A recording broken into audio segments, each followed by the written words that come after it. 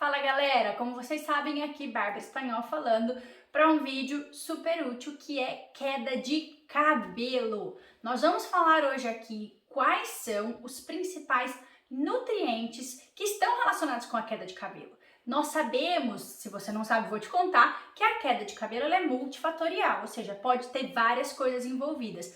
Mas a nutrição tem um passo muito importante, né, em recuperar essa saúde capilar. Então vamos entender quais são os principais nutrientes relacionados com a queda de cabelo e eu vou te falar como melhorar esses nutrientes através da dieta ou, se necessário, através da suplementação.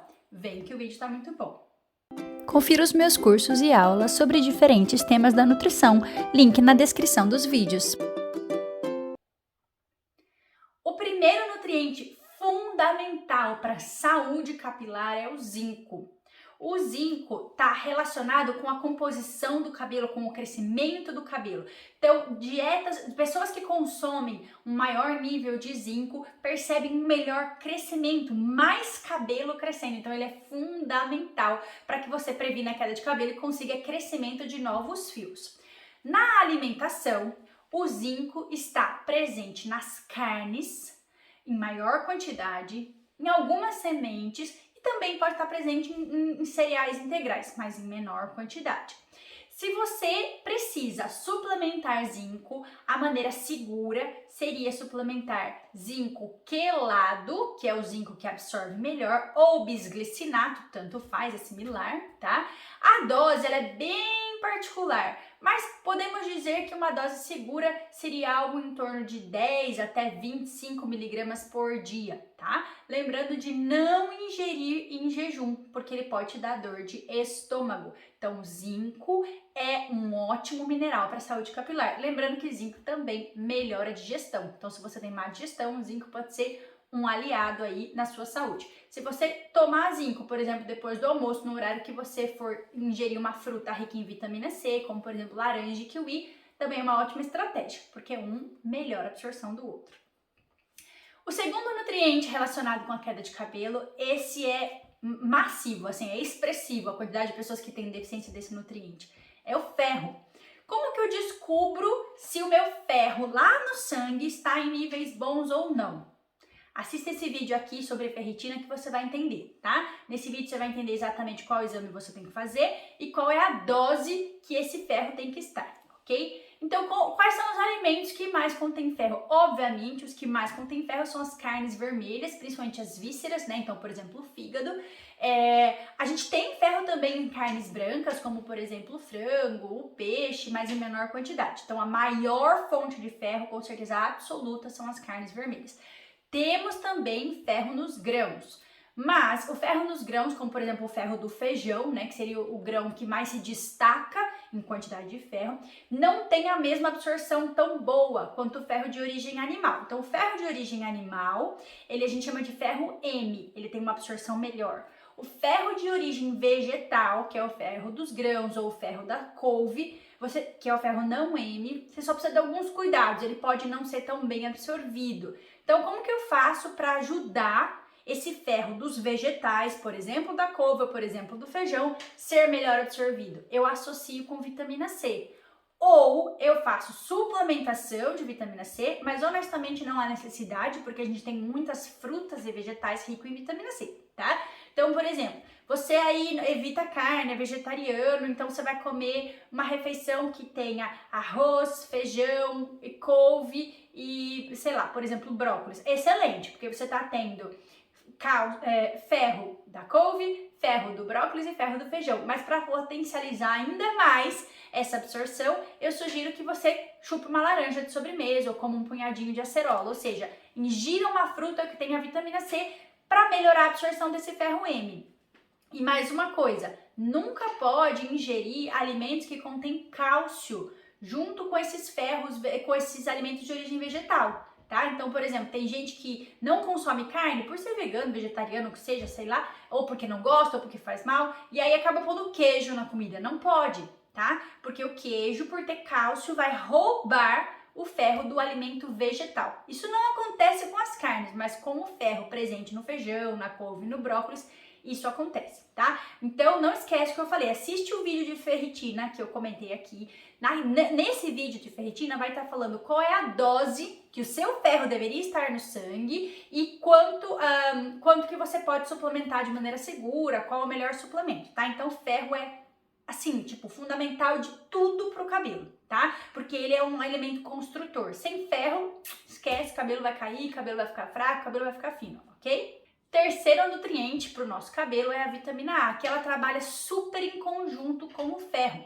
Quais são os alimentos mais fontes de vitamina A? Os alaranjados, como por exemplo a cenoura, o mamão, a abóbora, o pimentão, né, que é o amarelo e o vermelho, são os alimentos que mais contêm a vitamina A e se você colocar eles com recorrência na sua alimentação, eu não vejo a necessidade de suplementação. Algumas pessoas precisam da suplementação da vitamina A, mas em geral são pessoas que estão com anemia, que estão com aquele ferro bem baixo, aí eu associo sim, tá? Eu associo além da suplementação de ferro, que vocês vão ver nesse vídeo lá de ferritina como fazer, eu normalmente oriento a suplementação de 1000 UI, né? A reposição de 1000 UI de vitamina A, porque ela vai trabalhar em conjunto aí com o ferro. O quarto nutriente extremamente fundamental para a saúde do cabelo é a vitamina D. A vitamina D você até consegue encontrar na alimentação, como por exemplo na gema de ovo, mas eu vou ser muito honesta para vocês. 99% dos meus pacientes, e não só dos meus, vocês podem pesquisar aí, da maioria das pessoas tem deficiência de vitamina D.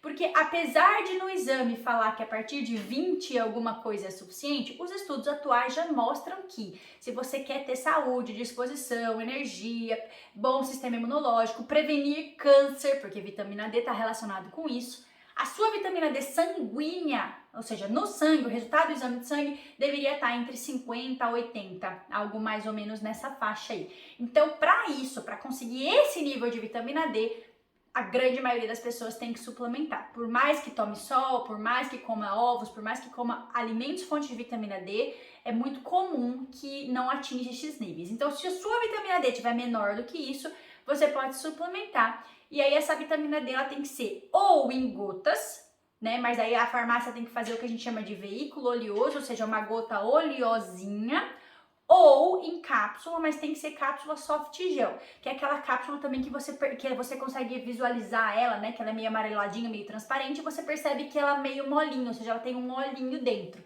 Esse tipo de vitamina D oleosa é absorvido melhor, tá? A dose varia muito, tá? Tem pacientes que conseguem subir essa vitamina D com 1000 UI por dia, né, por cápsula. Tem pacientes que precisam de 2000 UI por dose, tem pacientes que precisam de 4000 UI de vitamina D por dia, então é bastante variado. A sugestão é que seja de manhã, para que você ainda tenha contato com a exposição da luz solar e absorva melhor essa vitamina D.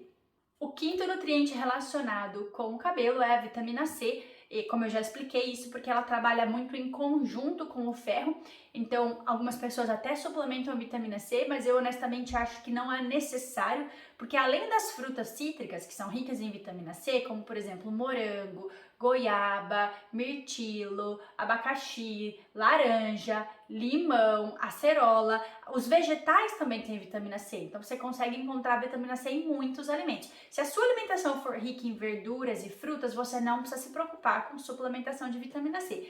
O sexto nutriente, que é a base, né, para formação capilar e prevenção da queda, é a biotina. A biotina está encontrada no ovo, tá? A biotina é fundamental para que o seu cabelo cresça mais forte, mais saudável, mais bonito e sem queda. Você também pode fazer essa suplementação aqui, mas se você tiver um consumo regular de ovos, não é para você apresentar deficiência de biotina.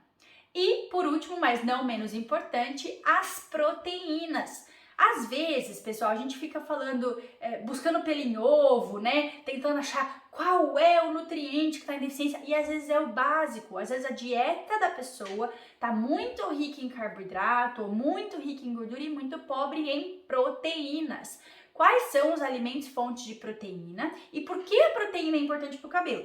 Porque a proteína é o único macronutriente, ou seja, quando a gente fala entre carboidrato, gordura e proteína, esses são macronutrientes, Desses três, a proteína é o único alimento que ela é construtora, ou seja, ela é uma substância que ela constrói tecido. É a proteína que participa na construção e formação do sangue, da pele, dos ossos, das unhas e do cabelo. Então, se você ingere um pouquinho a proteína, o que o corpo faz? Ele prioriza a proteína para os órgãos, para sua sobrevivência, e acaba deixando faltar proteína para tua pele, aí você enruga mais, para tuas unhas e para os teus cabelos. Então, quais são os alimentos que mais têm proteína?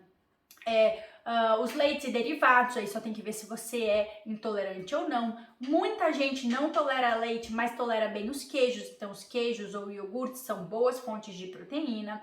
Ou a clara do ovo, então quando você está comendo ovo, você está consumindo proteína. As proteínas animais em geral, então, por exemplo, o peito de frango é uma das que mais tem proteína. As carnes de vaca magra são mais altas, bem mais altas em proteína quando comparado com as carnes gordas. Então, se for para escolher, por exemplo, é melhor carne de patinho do que cupim. Porque se você pega uma carne gorda, você vai estar comendo proteína, mas também muita gordura. Então, as carnes magras, como o lombo de porco, né? Se você fizer uma carne de panela, por exemplo, de acém, também é uma opção. Frango é proteico, principalmente o peito de frango. Os peixes também têm proteína, mas um pouquinho menos do que quando comparado com o frango e a carne vermelha ou a carne de porco. Mas tilápia, por exemplo, que é um peixe magro, é riquíssimo em proteína, ok? Então, em geral, as carnes, peixe, frango, porco, vaca, ovos, leite e derivados.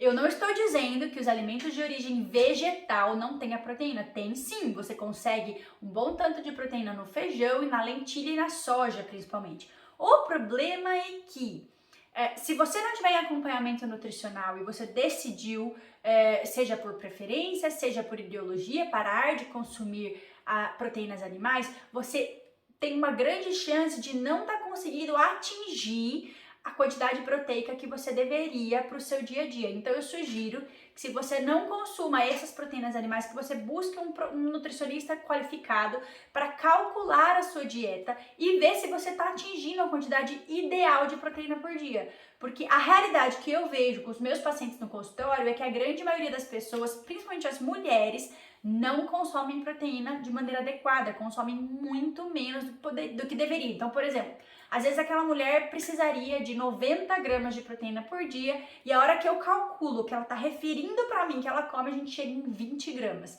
Então aí vai ser difícil mesmo ter um cabelo saudável. Espero que vocês tenham gostado e até o próximo vídeo.